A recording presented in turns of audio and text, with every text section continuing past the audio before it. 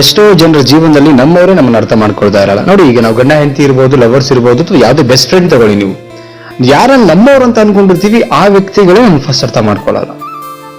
ಇದು ಏನಾಗತ್ತೆ, ನಮ್ಮವ್ರನ್ನ ಅರ್ಥ ಮಾಡ್ಕೊಳ್ಳದಿದ್ದಾಗ ಬದುಕಿದ್ದು ಸತ್ತ ಹಾಗೆ ಅನ್ನೋ ಫೀಲ್ ಕಾಡ್ತಿರತ್ತೆ. ಏನಕ್ಕೋಸ್ಕರ ಬದುಕಬೇಕು ಅನ್ನೋದು ನಮಗೆ ಪ್ರತಿಕ್ಷಣ ಕೂಡ ಕಾಡುತ್ತೆ, ಕಣ್ಣೀರು ಬರಕ್ ಶುರು ಆಗುತ್ತೆ.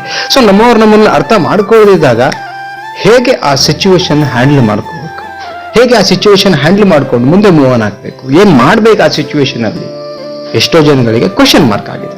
S or no? ಎಸ್ ಅನ್ಸಿದ್ರೆ ಕಮೆಂಟ್ ಮಾಡಿ. ವಿಡಿಯೋನ ಕೊನೆ ತನಕ ನೋಡಿ.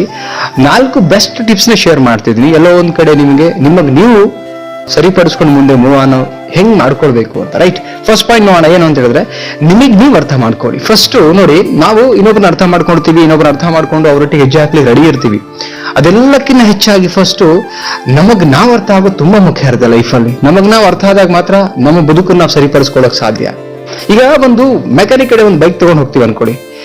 ಮೆಕ್ಯಾನಿಕ್ ಕಡೆ ಬೈಕ್ ತಗೊಂಡು ಹೋದಾಗ ಆ ಮೆಕ್ಯಾನಿಕ್ ಗೊತ್ತಾಗುತ್ತೆ ಯಾವ ಪಾರ್ಟ್ಸ್ ಕರೆಕ್ಟ್ ಆಗಿ ಹೋಗಿದೆ, ಆ ಪಾರ್ಟ್ಸ್ ಅನ್ನು ಹಾಕ್ತಾನೆ, ಮತ್ತೆ ಬೈಕ್ ಸರಿ ಹೋಗುತ್ತೆ. ನಮ್ಮಲ್ಲೂ ಅಷ್ಟೇನೆ, ನಮಗ್ ನಾವು ಅರ್ಥ ಮಾಡ್ಕೊಂಡಾಗ ಮಾತ್ರ ನಮ್ಮಲ್ಲಿ ಏನ್ ಮಿಸ್ಟೇಕ್ಗಳಾಗಿದೆ ಅಥವಾ ನಮ್ಮಲ್ಲಿ ಮಿಸ್ಟೇಕ್ ಏನ್ ಆಗದೆ ಹೋದ್ರು ಕೂಡ ಅದನ್ನ ಸರಿಪಡಿಸ್ಕೊಳಕ್ ಏನ್ ಮಾಡ್ಬೇಕು ಅನ್ನೋದು ನಮಗ್ ನಾವು ಅರ್ಥ ಮಾಡ್ಕೊಂಡಾಗ ನಮ್ಗೆ ಅದು ಕ್ಲಿಯರ್ ಆಗಿ ಅರ್ಥ ಆಗ್ತಾ ಹೋಗುತ್ತೆ. ಎಷ್ಟೋ ಜನ ಅವ್ರಿಗೆ ಅವ್ರು ಅರ್ಥ ಮಾಡ್ಕೊಳ್ಳೋದನ್ನ ಬಿಟ್ಟು ಬಿಡ್ತಾರೆ.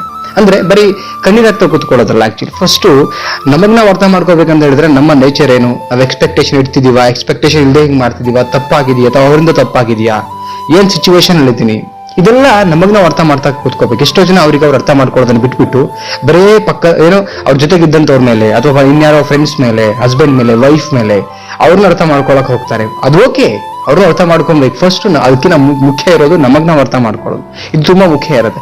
ನಮಗ್ ನಾವು ಅರ್ಥ ಮಾಡ್ಕೊಳ್ಳೋದನ್ನ ರೂಢಿ ಮಾಡ್ಕೊಂಡ್ರೆ ಅಥವಾ ಅರ್ಥ ಮಾಡ್ಕೊಂಡ್ಬಿಟ್ರೆ ನಾವು ತುಂಬಾ ಗಟ್ಟಿ ಮನಸ್ಸನ್ನ ಮಾಡ್ಕೊಳ್ತೀವಿ. ಸಿಚುವೇಶನ್ ಹೆಂಗೆ ಬಂದ್ರು ಕೂಡ ಅದನ್ನ ಹ್ಯಾಂಡಲ್ ಮಾಡೋದನ್ನ ಕಲಿತೀವಿ.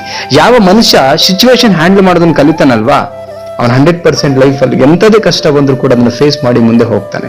ನೋಡಿ, ಒಂದು 10 ಲಕ್ಷ 20 ಲಕ್ಷದ ಕಾರ್ ತಂದ್ರು ಕೂಡ ಅದನ್ನ ಹ್ಯಾಂಡಲ್ ಮಾಡೋದು ಗೊತ್ತಿಲ್ಲ, ಅದನ್ನ ಓಡಿಸೋದು ಗೊತ್ತಿಲ್ಲ ಅಂದ್ರೆ ಟಫ್ ಅನ್ಸ್ಬಿಡುತ್ತೆ ಕಾರ್ ನಮ್ಗೆ ಮುಂದೆ ಮೂವ್ ಆನ್ ಮಾಡ್ಕೊಂಡು ಹೋಗಕ್ಕೆ.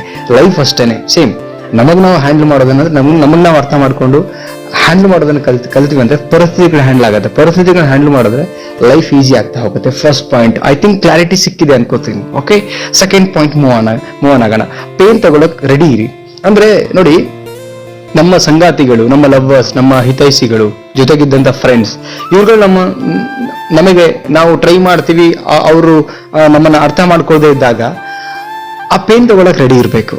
ಆ ಸಿಚುವೇಶನ್ಗೆ, ಆ ಪೀರಿಯಡ್ ಆಫ್ ಟೈಮ್ ಅಂತ ಹೇಳ್ತೀವಲ್ಲ, ಅದು ತುಂಬಾ ನಮ್ಗೆ ಘನಘೋರ ಇರುತ್ತೆ. ಎಷ್ಟೋ ಜನ ಆ ಪೀರಿಯಡ್ ಆಫ್ ಟೈಮ್ ಅಲ್ಲಿ ಏನ್ ಬರುತ್ತೆ ಪೇನ್, ಆ ಪೇನ್ ಸಹಿಸ್ಕೊಳಕ್ ಆಗದೆ ದಿವಸ ಹೋಗಿದ್ದಾರೆ, ಸಂಬಂಧ ನಿಭಾಯಿಸಕ್ಕಾಗದೆ ಸೂಸೈಡ್ ಮಾಡ್ಕೊಂಡಿದ್ದಾರೆ, ಸತ್ತು ಹೋಗಿದ್ದಾರೆ, ಬಿಟ್ಟು ಹೋಗಿದ್ದಾರೆ.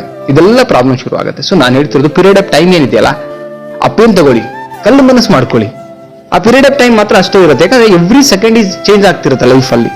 ಪ್ರಕೃತಿ ನಿಯಮ ಏನ್ ಗೊತ್ತಾ, ಬದಲಾವಣೆ ಆಗ್ತಿರುತ್ತೆ. ಸೊ ಅದಕ್ಕೆ ನಾನು ಹೇಳ್ತಿರೋದು ನಿಮ್ಗೆ ಏನಂದ್ರೆ, ಆ ಪೀರಿಯಡ್ ಆಫ್ ಟೈಮ್ ಏನೇ ನಿಮ್ಗೆ ಟಫ್ ಇರಲಿ, ಈ ಸಮಯ ಬದಲಾಗುತ್ತೆ. ಭಗವದ್ಗೀತೆ ಒಂದು ಮಾತು ಬರ್ತಾ ಇದೆ ಅಂತ ಹೇಳಿದ್ರೆ ಎಲ್ಲಾನು ಬದಲಾಗುತ್ತೆ. ಜಸ್ಟ್ ವೇಟ್ ಮಾಡಿ. ಆ ಪೀರಿಯಡ್ ಆಫ್ ಟೈಮ್ ಅಲ್ಲಿ ಬರ್ತಕ್ಕಂಥ ಪೇನ್ ಅನ್ನ ನೀವು ಒಪ್ಕೊಳ್ಳಿ ಅಂಡ್ ಅದನ್ನ ಫೀಲ್ ಮಾಡಿ. ಕಷ್ಟ ಆದ್ರೂ